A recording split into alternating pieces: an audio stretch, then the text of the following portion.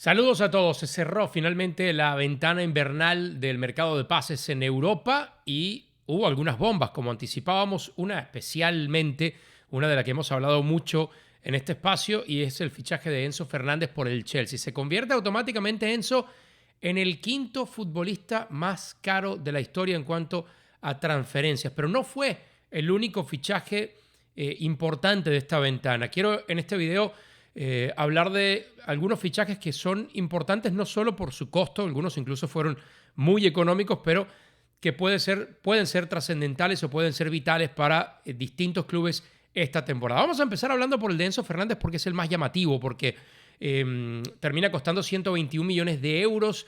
Es una cifra cercana a la cláusula de rescisión del jugador y toda la larga negociación dependió de las formas de pago, de la manera en la que el Chelsea iba a ejecutar esos pagos al Benfica, que sigue siendo el equipo que mejor sabe vender en todo el fútbol internacional. Piensa en esto nada más. Rubén Díaz, cerca de 80 millones de euros. Joao Félix, 127 millones de euros al Atlético. Darwin Núñez, 80 más 20 posibles en objetivos al Liverpool. Y ahora Enzo Fernández, y todo en un periodo de máximo 2 años, más o menos, estamos hablando 2-3 años, esos fichajes. Esos son solamente los top que ha vendido Benfica, pero hay muchos más.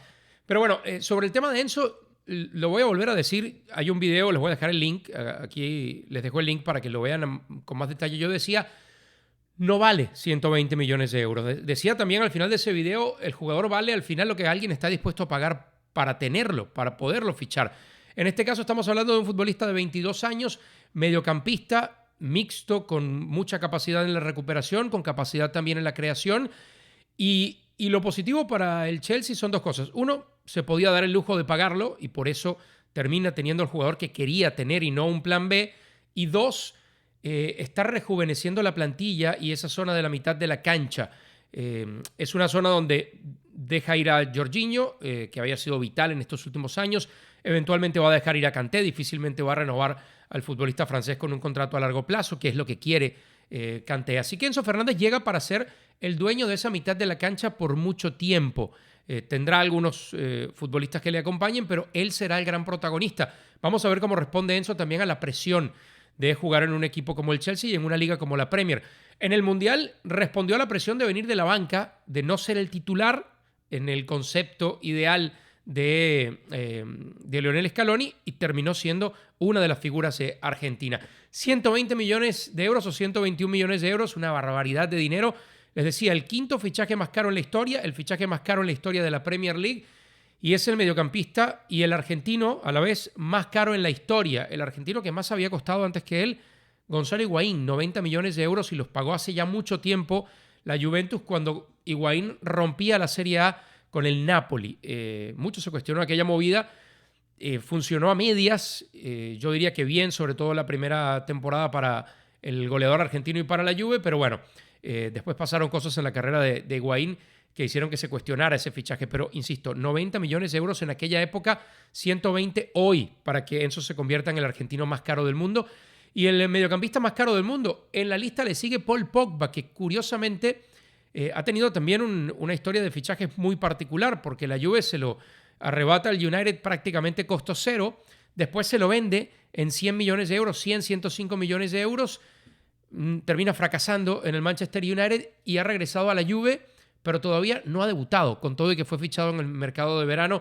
Se lesionó, ni siquiera ha podido jugar sus primeros minutos, se perdió el Mundial, parece que no está listo para regresar todavía. En fin, Enzo entonces es el quinto fichaje más caro, después de Mbappé, de Neymar, de Mbappé, de Philippe Coutinho y de Joao Félix. Esos son los 4 fichajes más caros que el de Enzo Fernández. Vamos a ir del más caro a uno de los más económicos. Cerca de 15 millones de euros pagó el Arsenal para quitarle de las manos al Chelsea a un hombre que va a dejar precisamente su lugar a Enzo Fernández. Jorginho, el italiano brasileño, llega al Arsenal a darle experiencia, a darle competitividad, a darle recorrido dentro de la Premier League a un equipo que en general, en líneas generales, es muy joven y que le viene muy bien este fichaje. ¿Qué quería el Arsenal? ¿Cuál era el plan A del Arsenal? Así como quería eventualmente ir por Mihailo Mudryk, que se lo terminó también arrebatando el Chelsea, y terminó fichando a Leandro Trossard. Bueno, el plan A del Arsenal era ir por Moisés Caicedo, por el ecuatoriano, también de 22 años, del Brighton. Pero el Brighton decía que quería más de 70, más de 75, casi 80 millones de euros. Y el Arsenal ahí plantó la línea y dijo, no vamos a llegar hasta eso, ¿qué podemos hacer? ¿Y por qué es inteligente el fichaje de Jorginho? Sí, el Arsenal pensaba con Moisés Caicedo en el presente, pero sobre todo en el futuro. Es un equipo que ha ido construyendo en función del futuro, con Bukayo Saka, con Nketiah, incluso con el propio Gabriel Jesús, que no es un jugador tan costoso, de tanta edad. Martin Odegaard. Es un equipo muy joven, el del Arsenal, pero al que agregándole algunos ingredientes de experiencia, creo que puede ser mucho más exitoso en el presente. Y hoy eso es lo que tiene que preocuparle al Arsenal. Sí, está bien construir para el futuro, pero este equipo y esta afición necesita que el equipo gane ya. Necesita que vaya por un título. Y hoy, contra todo pronóstico y aún faltándole esos 2 duelos directos contra el City, tiene al menos en sus manos la posibilidad de la Premier League, algo que no le ocurre hace 19 años. Ese debe ser el gran objetivo del Arsenal. Y pensando en eso, creo que el Arsenal fue muy inteligente. Dijo, bueno, plan B es entonces fichar a un futbolista que hoy nos va a ayudar a ganar, más allá de que a lo mejor en 2-3 años no sea parte de los planes de este equipo. Por eso me parece que es un gran fichaje el de Jorginho dentro de la Premier League.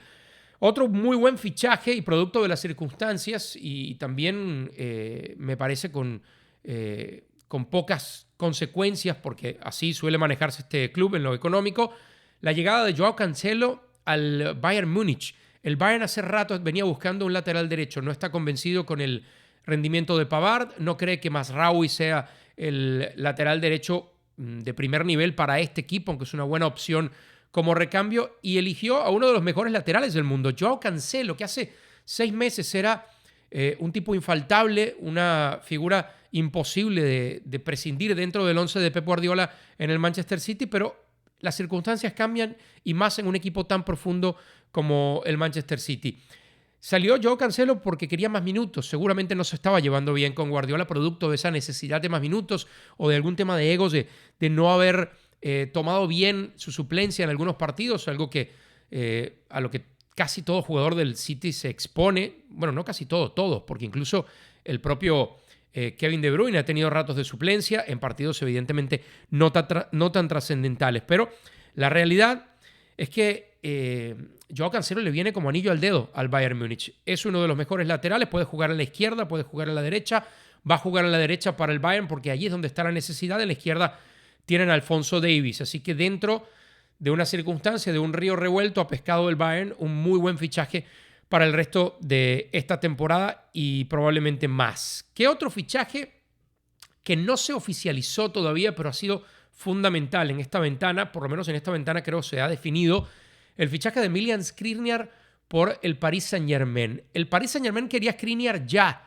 lo quería fichar para cerrar esta temporada, para asumir probablemente esa recta final de la Champions League con un central que le dé mucha más solidez a una defensa que hoy ha dado muchas ventajas. Vean los números en Champions League, y yo he hablado de esto en otros videos. El Paris Saint-Germain parece un candidato a Champions si uno lo mira de mitad de cancha hacia adelante, con el tridente talentoso de Mbappé, de Neymar, de Messi, con la posibilidad de tener a Marco Verratti sano, con 2 laterales que vuelan, como Achraf Hakimi, como Nuno Méndez, pero esa defensa central ha dado ventajas con Marquinhos, con Kimpembe y con Ramos en esta nueva modalidad de defensa de 3 que ha venido implementando Gautier esta temporada. Así que Milan Skriniar era una prioridad, pero también el Paris Saint-Germain, con todo su dinero y con toda su capacidad económica, plantó una línea. El Inter quería 20 millones por un jugador que en 6 meses queda libre.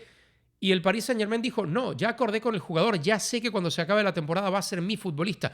No voy a botar 20 millones de euros, me aguanto. Ofreció hasta 10, el Inter no lo quiso. El Inter también quería mantener a un jugador que es muy importante hoy para cerrar la temporada. Y así se cayó el negocio, pero yo lo considero parte de esta ventana de invierno porque es en este invierno cuando queda libre de negociar con otro club Milan Skriniar, porque su contrato se termina justamente en verano. Así que el hecho de que el Paris Saint-Germain haya llegado ya a un acuerdo con el futbolista, lo tenga asegurado para el próximo verano, para empezar la siguiente temporada, me parece que es un gran fichaje. Esos para mí son los 4 fichajes más importantes o que pueden tener mayor impacto en sus clubes. De todos los fichajes que ha habido en esta ventana, ¿cuáles son para ustedes los más importantes? ¿O cuál puede ser ese fichaje del que no se está hablando tanto y va a terminar teniendo impacto? Otros nombres otros futbolistas que cambiaron de aires en esta ventana. Marcel Sabitzer, que llegó al United, me parece que es un buen fichaje en medio de las circunstancias por la lesión de Christian Eriksen. Cambia de aires Keylor Navas, que se va prestado del Paris Saint-Germain al Nottingham Forest, un equipo que también se reforzó de manera interesante, aunque está en mitad de tabla en Inglaterra. El Leeds United adquirió a otro jugador estadounidense en Weston McKennie. La curva de Weston McKennie en la Juventus fue muy extraña. Fue un jugador que se convirtió en infaltable, que era importantísimo dentro del esquema de la Juve, y con el paso de las semanas, con el paso de los meses ha ido o fue perdiendo ese protagonismo, y hoy se va prestado con también una cláusula que, dependiendo de la cantidad de partidos que haga con el Leeds y algunos objetivos, pudiera activar una opción de compra para el equipo estadounidense.